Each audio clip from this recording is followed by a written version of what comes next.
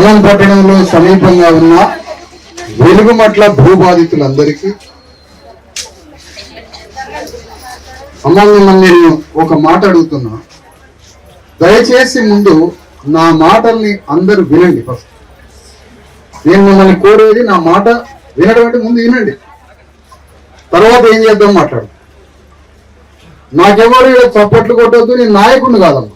First నేను నాయకుడిని కాదు, మరి నేను ఎవరిని? భూబాధితులైన కుటుంబాల్లో ఒక కుటుంబ సభ్యుడిని.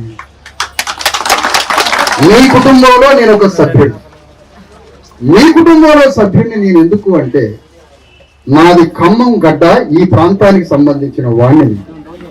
కాబట్టి ఈ గడ్డ మీద పుట్టిన వ్యక్తిగా, ఈ కుటుంబాల్లో ఒక కుటుంబ సభ్యుడిగా మనందరి తరఫున రాజ్యం మీద, రేవంత్ రెడ్డి ప్రభుత్వం మీద యుద్ధం చేయడానికి మీ దగ్గరికి వచ్చానమ్మా. నేను ఇక్కడ మీ అందరికీ చెప్పాల్సిన విషయం ఏంటంటే, ఇది జీవించే హక్కుని కాలరాస్తుంది. అంటే భారత రాజ్యాంగంలో మనం జీవించే హక్కు ఉన్నది. ఆ జీవించే హక్కుని ధ్వంసం చేసి రాజ్యాంగం మీద పాదం పెట్టి రాష్ట్ర ప్రభుత్వం రాజ్యాంగంలో ఉన్న జీవించే హక్కుని కాలరాసి వెలుగుమట్లలో ఉన్న ఇన్ని వందల కుటుంబాలు నివసిస్తున్నటువంటి ఇళ్ళని ధ్వంసం చేసి, అక్కడ ఉన్నటువంటి మనకి భూమి మీద హక్కుని ధ్వంసం చేసి ఈ గతి పట్టించారు కదా. ఎవరు అసలు దీనికి కారకుడు? ఈ సమస్య ఎట్లా పరిష్కారం కావాలి? ఎవరి వల్ల మన బతుకులు ఇట్లా అయిపోయింది?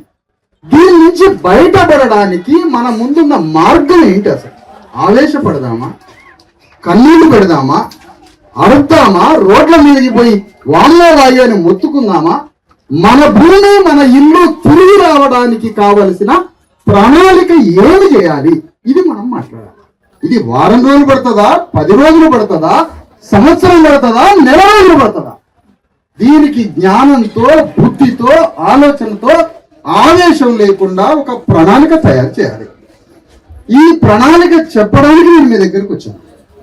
ప్రణాళిక చెప్పడమే కాదు, ఈ బాధిత కుటుంబాల్లో నేను ఒక బాధిత కుటుంబ సభ్యుడిగా ఎలాంటి నాయకత్వ ఆలోచన కానీ, నేను నాయకుడి పాత్రలో ఇక్కడికి రాలేదమ్మా. ఈ గడ్డవాడిగా, ఖమ్మం జిల్లా బిడ్డగా, మీ కుటుంబ సభ్యుడిగా మన ఇల్లు మనకి, మన భూములు మనకు వచ్చేంత వరకు నా ప్రాణాలు వదిలేని మీ తరఫున యుద్ధం చేయడానికి అడిగాను. ఎందుకు? ఈ భూ పోరాటంలో ఏమి జరిగినా దానికి ఆనందంగా స్వీకరించి, ఈ పోరాటంలో, ఈ న్యాయం జరిగే పోరాటంలో ఎంతకైనా తెగిడడానికి సిద్ధపడే నిర్ణయం తీసుకొని మీ దగ్గరికి వచ్చానమ్మా నేను. ఇక విషయానికి వద్దాం. అసలు ఈ భూమి అమ్మ, సమస్త హక్కులు, సర్వ హక్కులు ఈ భూమిలో మనం కట్టుకున్న ఇల్లు, మన భూమి, మన ప్లాటు, మనకు సంబంధించిన ఆస్తి మీద ఎవ్వరికి అణువంత హక్కు లేదమ్మా. ప్రభుత్వానికి లేదు, ఎవరికి లేదు. ఇది మన హక్కు భుక్తం, ఇది మన స్థలం, ఇది మన భూమి, మన. ఇలాంటి భూమి మీద ఎవడు కన్నేసిండంటే, అమ్మా ఇందులో ఒకరిద్దరు ఎవరైనా ఉంటే నాకు తెలియదు కానీ, ఖమ్మంలోకి మనం బతకడం ఇష్టం లేదమ్మా. ఏ ఖమ్మడికి మనం బతకడం ఇష్టం లేదు. వాడు, ఇది ఖమ్మరాజ్యం అమ్మా. ఖమ్మం జిల్లా అంటే ఇది ఖమ్మరాజ్యం. ఈ ఖమ్మరాజ్యంలో ఖమ్మోలు తప్ప ఇంకోడు తిండి తినొద్దు, బట్ట కట్టొద్దు, వాడు ఇల్లు కట్టొద్దు, వాడు 3 పూటలు తిండి తినొద్దు, వాడు గౌరవంగా బతకొద్దు. ఇక్కడ ఖమ్మోలు తప్ప ఇంకొకడు బతకొద్దు. ఇది ఖమ్మరాజ్యంగా మలుచుకునే క్రూర కుట్రలో భాగంగా ఏ బీసీ, ఎస్సీ, ఎస్టీ వాడు ఖమ్మోల ముందు బతకొద్దు అని ఖమ్మ క్రూరత్వానికి సంబంధించిన జేసీబీలు వచ్చి ఖమ్మ కూరులు మన మీద దాడి చేసిన సంఘటన అమ్మా. ఇది ఖమ్మంల పంచాయతీ. అయితే ఈ ఖమ్మానికి వారు సిపిఎం, వారు సిపిఐ, వారు ఎన్ఎల్ పార్టీ, వారి తెలుగుదేశమా, వారికి ఎన్ని కాదమ్మా. వారి ఖమ్మరాజ్యం ఉన్నదా లేదా? వారి ఖమ్మరాజ్యంలో ఇందులో బాధితులంతా ఖమ్మంలో ఉండరు అనుకోండి. మీరంతా అమరావతి అంత ఉద్యోగం చేసేవాళ్ళమ్మా. మీరు కానీ ఖమ్మంలో అయితే ఢిల్లీగా పోయేటోడు. వాడు ఢిల్లీగా పోయి మా ఖమ్మోరిళ్ళ మీద జేసీబీ వస్తుందా అని అమరావతి అంత ఉద్యమం చేసి చంద్రబాబు నాయుడు కూడా వచ్చినోడు పక్కన ఉన్నాడు పాపం. వాడు కూడా వచ్చి మా కమ్మూరికి అన్యాయం చేస్తారని కమ్మూరు మొత్తం యుద్ధం చేసినోడు. ఇవాళన్నా అక్కడక్కడ బీసీ ఎస్సీ ఎస్టీ నాయకులు ఒక ఉద్యమానికి సంబంధించిన ఆర్తి కలిగిన వాళ్ళు వస్తారు. ఇలా సిపిఎం పార్టీ తమ్మినేని వీరభద్రం మన కోసం ఎందుకు యుద్ధం చేయడం లేదు? ఇది మొట్టమొదటి. ఒక ఎంఎల్ పార్టీ మన తరఫున యుద్ధాన్ని ఎందుకు మొదలు పెట్టడం? నేను తప్పు పట్టట్లేదమ్మా, నేను అసలు తప్పు పట్టట్లేదు. ఈ భూమి మనదే, 100% మనదే. ఎవడన్నా భూమి వీళ్ళది కాదు అంటే రుజువుల తర్వాత రుజువులతో ఎవడైనా ప్రపంచం ముందు వాదించడానికి నడిరోడ్డు మీదకి రండి, వాడు గల్లబట్టి భూమి మాదని మీ రుజువులతో వాళ్ళ ముందు సమర్థిస్తారు. ఎవరొస్తారో రండి. అమ్మా ఆదిపట్లలో భూమి ఉంది, ఇలాంటి భూమి ఆదిపట్లలో ఉంది, ఇలాంటి భూమి నల్గొండ జిల్లాలో ఉంది, ఇలాంటి భూమి హైదరాబాద్ చుట్టుపక్కల ఉంది. అట్లా ఇలాంటి భూమిలో ఎవరైనా నివసిస్తుంటే పేదలు వాళ్ళు బతుకుతుంటే వాళ్ళు ఇల్లు కట్టుకొని వాళ్ళు జీవిస్తుంటే అలాంటి జీవించే వాడి మీద ఎలాంటి చర్య తీసుకోవద్దు, వాళ్ళని అక్కడి నుంచి ఖాళీ చేయించవద్దు, వాళ్ళు చక్కగా ఆ భూమిలోనే ఉండాలని కోర్టు ఆదేశాలు ఉన్నాయమ్మా మీ తరఫున. మిమ్మల్ని ఆ భూమి నుంచి ఎల్లగొట్టాలి అని ఎక్కడ కోర్టు నుంచి ఆదేశాలు లేవమ్మా. ఇది మొత్తం ఖమ్మం జిల్లాలో మాత్రమే జరుగుతుంది. అనేక జిల్లాల్లో ఈ భూదాన భూముల్లో కొన్ని వందల వేల మంది ఇళ్లు కట్టుకొని నివసిస్తున్న ఏ జిల్లాలో లేనిది ఖమ్మం జిల్లాలో కమ్మ క్రూరత్వం కింద నలిగిపోవడానికే ఈ ఖమ్మలో ఉన్నటువంటి రాజకీయ ఆధిపత్య క్రూరమైన శక్తులు మరికొంతమంది కమ్మ ల్యాండ్ బ్రోకర్లు అందరూ కలిసి 100 కోట్ల భూమిని వాళ్ళ చేతిలోకి తీసుకోవాలని. ఇంకో విషయం, కమ్మోరుకుండే గొప్ప గుణం ఏంటంటే ఆ ఆస్తి వాళ్ళు తీసుకోవడంతో పాటే కాదమ్మా, వారికి ఇంకో కోరిక ఏంటంటే ఈ భూమిలో కమ్మోళ్ళు తప్ప ఇంకోటి బతకొద్దనే కోరిక వాళ్ళకి.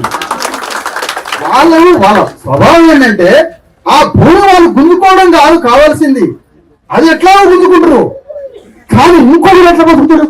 కమ్మోళ్ళు కాకుండా, కమ్మ కాకుండా ఇంకోటి ఎట్లా బతుకుతాడు? అంత పెద్ద విలువైన భూమి, ఎంత పెద్ద విలువ, రేపు బంజారాయిల్స్ లాంటి తయారయ్యే అంత గొప్ప భూమిలో ఇలాంటి బీసీఎస్సీ ఎక్కిడు పేదలు ఈ లేబర్ ఎట్లా ఉంటాడు? అక్కడ ఒక భారీ ఎత్తున బంజారాయిల్స్ హైదరాబాద్ లాగా ప్రాంతం వర్ధిల్ల పోయే ప్రాంతంలో ఈ భూవకి లేనోడు తిండికి లేనోడు ఈ బీసీఎస్సీ ఎస్టీలు అంత బంజారాయిల్స్ లాంటి భూమిలో విన్నట్ల బతకాలా? బతకకూడదు. కమ్మలు కట్టుకోబోయే రాజ్యం ముందు ఇలాంటి బీసీఎస్సీ ఎస్టీలు అక్కడ బతకకూడదు అన్న గుండెల్లో వచ్చిన విషపు ఆలోచనతో కమ్మవారంతా కలిసి కమ్మ రాజ్యాన్ని నిర్మించుకునే దాంట్లో భాగంగానే ఆ క్రూర కమ్మ జేసీబీలు వచ్చి మన మీద వచ్చినాయి. లెనిన్ ఏమంటాడంటే అమ్మా, లెనిన్ అనే మహనీయుడు ఏమంటాడంటే దోపిడీ చేసేవాడికి ప్రభుత్వం ఒక ఆయుధం అట. దోపిడీ చేసేవాడికి ఒక ఆయుధం ప్రభుత్వం అయి కూర్చుంది. ఇక్కడ ప్రభుత్వం అయి కూర్చొని కలెక్టర్లని, రెవెన్యూల్ని, పోలీసుల్ని సమస్తాన్ని సాధనంగా మార్చుకొని ఈ సాధనాల్ని మనం ఎదిగి పంపించారు. నేనేమంటానంటే నేను ఏ పార్టీని తప్పు పట్టట్లేదు, ఓకే తప్పు పట్టట్లేదు. ఇక్కడ నేను మీకు చెప్పేది ఏంటమ్మా, 2-3 విషయాలు చెప్తున్నా. ఆవేశపడొద్దు. మన ఆవేశమే మన కొంపలు ముంచుతున్నాయి ఇప్పటిదాకా. మన ఆవేశమే మన కమ్మాయిని చూడండి, మనిషి చచ్చినా బతికినా అట్లే ఉంటాడు కమ్మాయి, ఏమి తెలియదు, అట్లే మనిషి పీరు జరిగినా అట్లే ఉంటాడు, ఇంట్లో పెళ్లి జరిగినా అంతే ఉంటుంది. అట్లుండాలా మనకు ఒకటే ఆవేశం, ఒకటే మొత్తుకోవడం, అరవడం, సంబరాలు, కానీ అవన్నీ పక్కన పెట్టి మెదడికి ఆలోచన పెడతాం. నేనేమంటున్నానంటే అమ్మా, ఇక్కడికి అనేక పార్టీలు వచ్చినాయి. నేను సిపిఎంని తప్పు పట్టట్లే.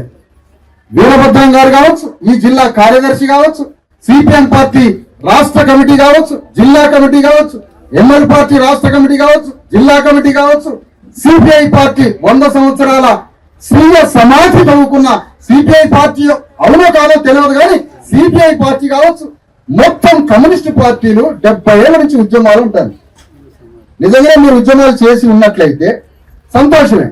ఈ మొత్తం రాజకీయ పార్టీలు, ఇక్కడికి వచ్చిన బీజేపీ పార్టీ, ఇక్కడికి వచ్చిన బీఆర్ఎస్ పార్టీ, కేటీఆర్ వచ్చిందమ్మా, కేటీఆర్ పార్టీ, ఇక్కడికి వచ్చిన కవిత గారి జాగృతి వేదిక, వీళ్ళందరికీ మనం చెప్పేది ఏంటంటే అమ్మా, ఇదో ఖమ్మం జిల్లాలో ఉన్నటువంటి ఖమ్మం పట్టణంలో ఉన్న వెలుగుమట్ల భూ బాధితులు ఎవరైతే ఉన్నారో భూ బాధితులకి అండగా నిలబడి ఈ సమస్య పరిష్కారం అయ్యేంత వరకు మనతో కేటీఆర్ ఉద్యమం చేయాలి, కేసీఆర్ ఉద్యమం చేయాలి, సిపిఎం పార్టీ చేయాలి, సిపిఐ చేయాలి, ఎంఎల్ పార్టీ చేయాలి, బీజేపీ చేయాలి, సమస్త బీసీఎస్సీ ఎస్టీ సంఘాలు ఈ సమస్య పరిష్కారంతో అయ్యే వరకు ఒక కమిటీ వేసుకొని ఆ కమిటీ మొత్తం నాయకత్వం మన ఇళ్లలోకి మనం పోయి మన ఇళ్ళని కూలగొట్టిన ఇళ్ళని రీకన్స్ట్రక్ట్ చేసి దానికి నష్టపరిహారం చెల్లించి మనకి గౌరవంగా మనల్ని ఆ భూమిలో ఇళ్లు కట్టి ఆ ఇళ్లలోకి తోలేంత వరకు మొత్తం రాజకీయ పార్టీలతోటి కమిటీ వేసి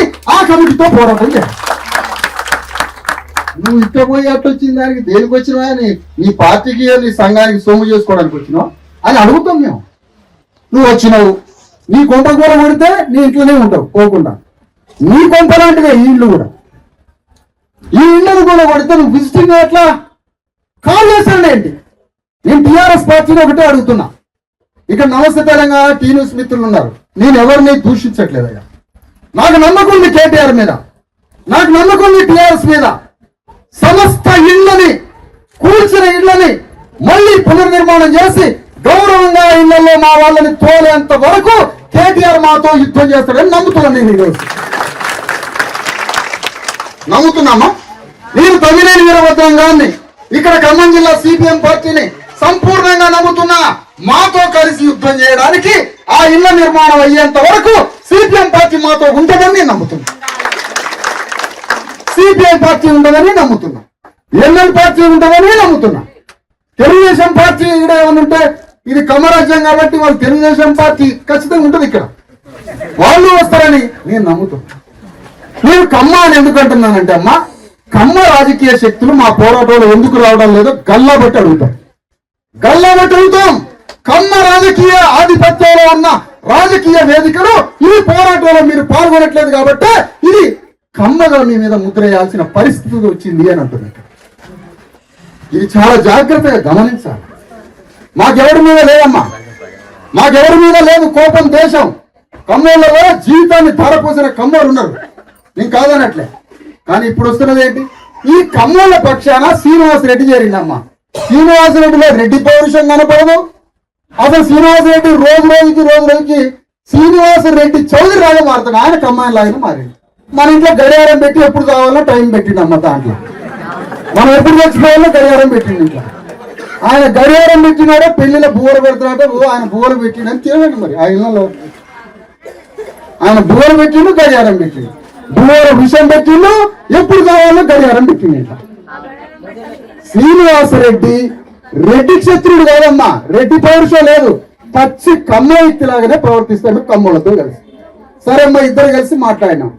ఇక్కడ ఒక మూఢ హంతకుడు ఉన్నాడమ్మా, మౌన హంతకుడు. నోరు తెరిచి మాట్లాడడు, మౌనంగా ఉండి కోట్ల మంది చచ్చిపోయినా కూడా నోరు తెరవడు. అతనే మన వర్గం నుంచి పుట్టుకొచ్చినటువంటి ఉప ముఖ్యమంత్రి బట్టి విక్రమార్క.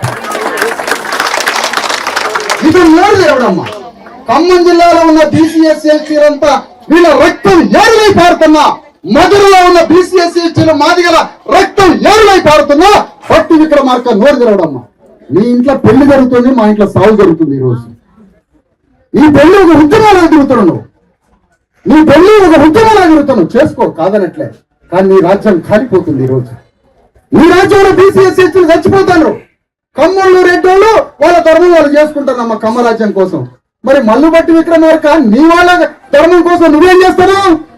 ఇవన్నీ బాధిత వర్గమైన బీసీఎస్సీ ఎస్టీల్ని రక్షించమని డాక్టర్ అంబేద్కర్ నిన్ను రిజర్వ్ చేసి, ఆ రిజర్వేషన్ నుంచి ఎమ్మెల్యే చేసి, ఆ రిజర్వేషన్ నుంచి నిన్ను మంత్రి చేసి, ఆ మంత్రి నుంచి ఉప ముఖ్యమంత్రి చేసిన అంబేద్కర్ యొక్క బీసీఎస్సీ ఎస్టీ ప్రజలకి నువ్వు చేస్తున్నది ఏంటి? ఖమ్మోల వైపు వంతబాలకి, ఖమ్మోల వైపు రెడ్ల వైపు నిలబడి ఈ బట్టి విక్రమార్క మనల్ని చంపడానికి తిరుగుతున్న మూల హంతకుడమ్మ, మౌన హంతకుడు. వచ్చిందమ్మా బట్టి విక్రమార్క? రాడమ్మా. అందరూ మరణించినా, అందరం చచ్చిపోయినా రాడు.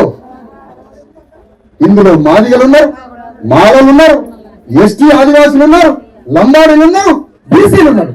కానీ మళ్ళీ బట్టి విక్రమార్క ఎందుకు రావట్లే? ఒకటే చెప్తున్నాం రాజకీయ పార్టీలకి, ఈ ఒక్క సమస్య పరిష్కారం అంటే ఇది బీసీ ఎస్సీ ఎస్టీ పేదల ఆత్మగౌరవానికి సంబంధించిన యుద్ధం అమ్మాయి, మన ఆత్మగౌరవ పోరాటం అమ్మాయి, రాష్ట్రంలో ఉన్న బీసీ ఎస్సీ ఎస్టీల అందరి ఆత్మగౌరవ పోరాటం అమ్మాయి. ఇది మన ఆత్మగౌరవ సమస్య. నేను ఒకటే కోరుతున్నా, మీ ఇల్లు ఎట్లా ఉన్నదో అట్లా దాన్ని తయారు చేసి మీ ఇంట్లోకి మిమ్మల్ని పంపించే బాధ్యత రేవంత్ రెడ్డి తల మీద ఎత్తుకోవాలి అని ఈ సభ నుంచి తీర్మానం చేస్తున్నాము. ఈ పోరాటంలో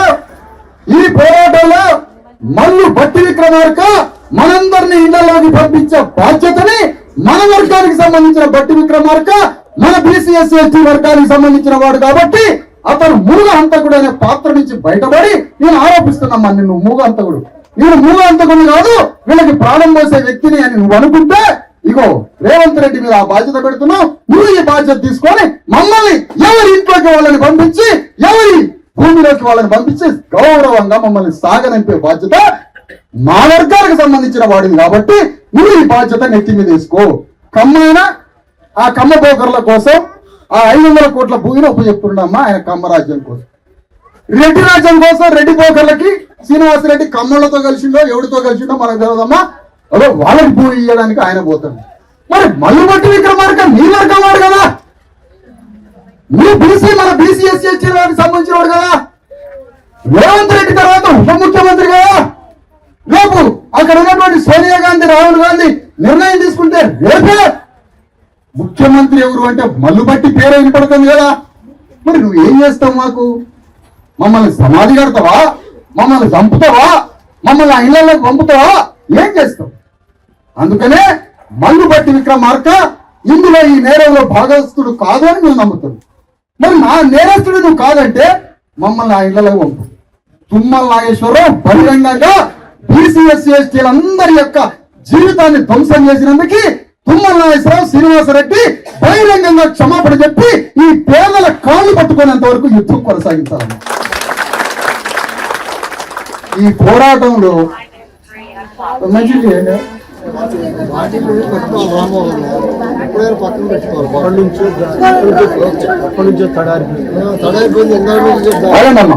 ఇక్కడ ఏంటంటే ఈరోజు ఊరికిపోయి రోడ్ల మీద నిలబడుతున్నారమ్మా. నేనేమంటానంటే జాగ్రత్తగా వినండమ్మా. అమ్మా, ఈ దొంగ నాయకుల పార్టీలకు ఓట్లు వేసిన బానిసలారా వినండి, జాగ్రత్తగా వినాలమ్మా. మనమే కదా వాళ్ళకి, వాడు భూదానం అంటే మనం రాజ్యదానం చేసిన నా కొడుకులకి, రాజ్యదానం చేసి ఇచ్చిన నా కొడుకులకి. అందుకని చెప్తున్నా నేను, మనం ఏమంటున్నామంటే అమ్మా, ఈ రోజుకి ఉరికిపోయి రోడ్డు మీద నిలబడాలని నేను అనట్లేదు. చేద్దాం, ప్రొటెస్ట్ చేద్దాం, సమస్యని ప్రపంచం దృష్టికి చూపిద్దాం, ప్రపంచానికి విన్నవిద్దాం కాదనట్లు. కానీ నా ఒక్కరి శక్తి సరిపోతుందా?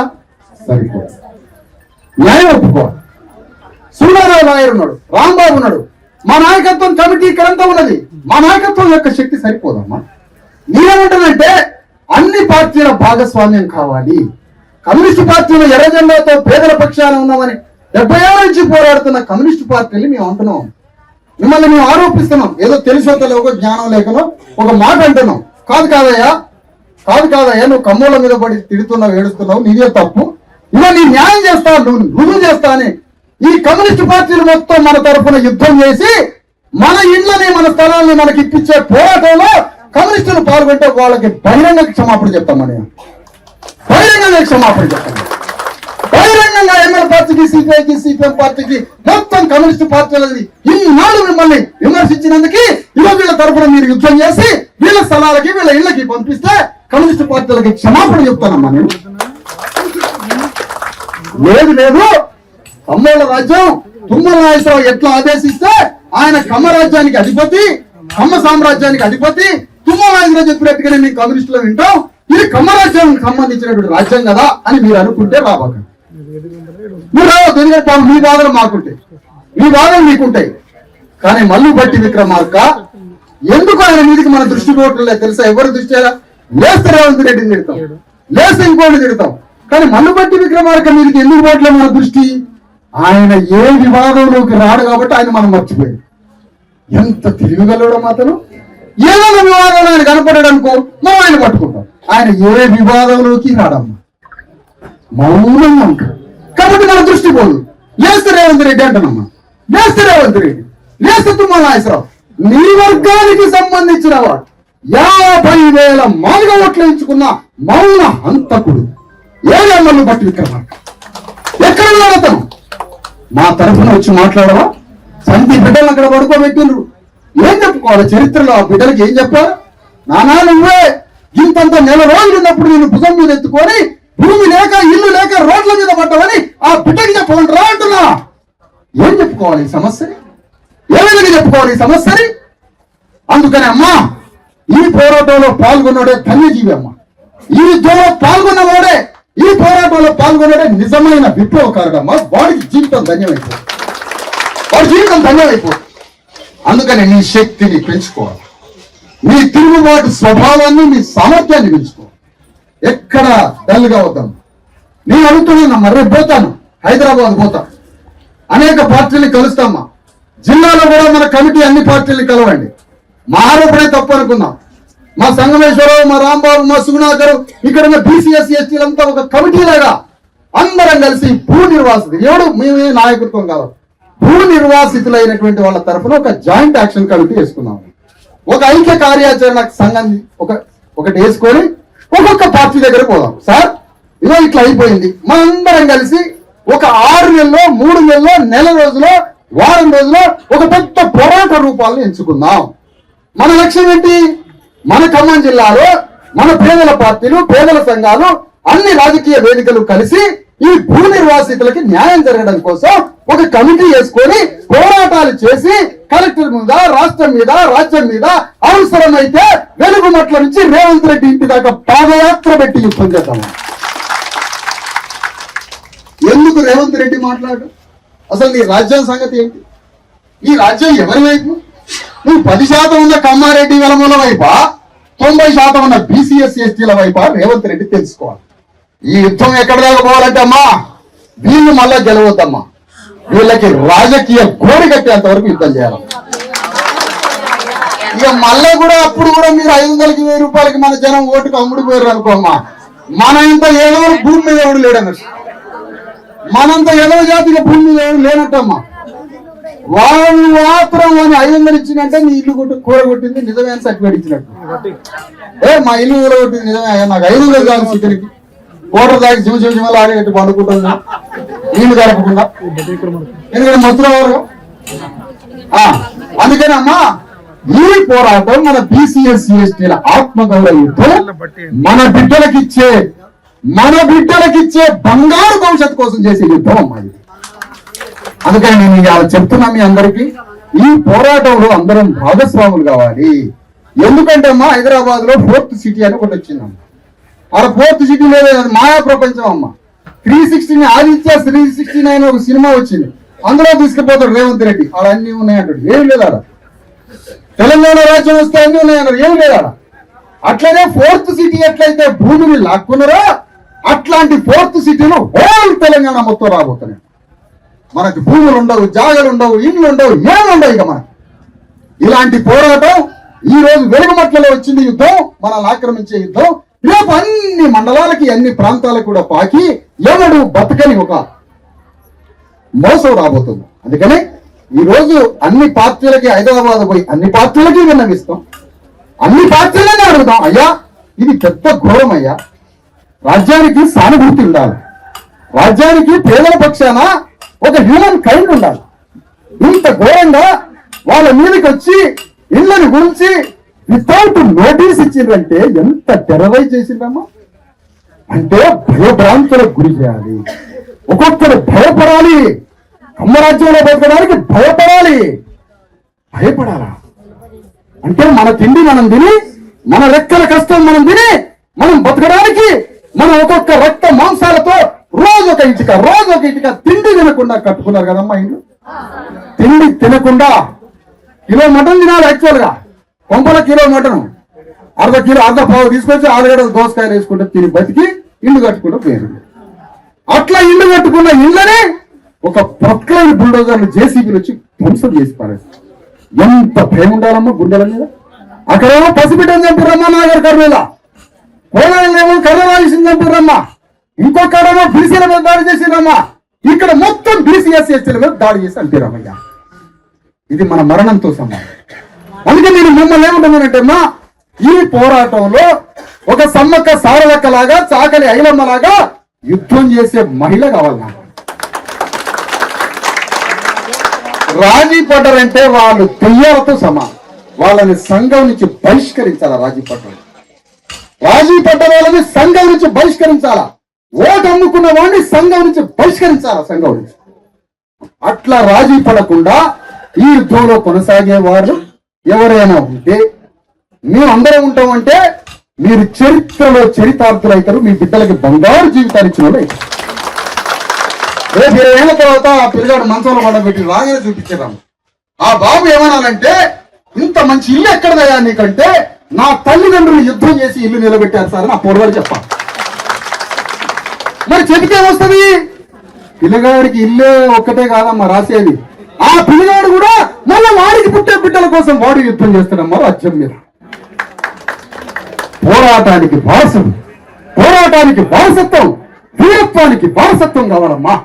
అందుకని నేనేమంటున్నానంటే తల్లి, ఈ యుద్ధంలో మహిళలు పురుషులు అందరం పాల్గొనాలి, అందరం పోరాటం చేయాలి, అందరం యుద్ధం చేయాలి, సమస్య పరిష్కారాంత వరకు పోరాటం చేయాలని మిమ్మల్ని కోరుతున్నా. హైదరాబాద్ లో అన్ని రాజకీయ పార్టీలకి విజ్ఞాపన పత్రాలు ఇచ్చి, అయ్యా ఇవో ఈ కార్యాచరణలో మీరు భాగస్వాములు అవుతారా కారా జాగ్రత్త వినాలమ్మా. అది ఉపన్యాసం కాదు, నేను నాయకుడిని కాదు, నాకు సపోర్ట్లు కొట్టదు.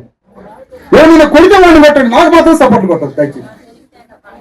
ఏంటి ఇక్కడ నా బాధని నా సహచర నా తోటి కుటుంబ సభ్యులతో పంచుకుంటున్నా. ఏం చేద్దాం, ఒక ఇంట్లో అందరం కూర్చొని ఏం చేద్దాం అంటావు మన ఇంట్లో సమస్యని అని కొంపలో ఉన్న అందరిని కూర్చోబెట్టి ఎట్లా మాట్లాడతావో నేను అట్లా మాట్లాడుతున్నా మీ అందరూ. అందుకని ఆలోచించాలి, వినాలి, మెదడులో వినాలి.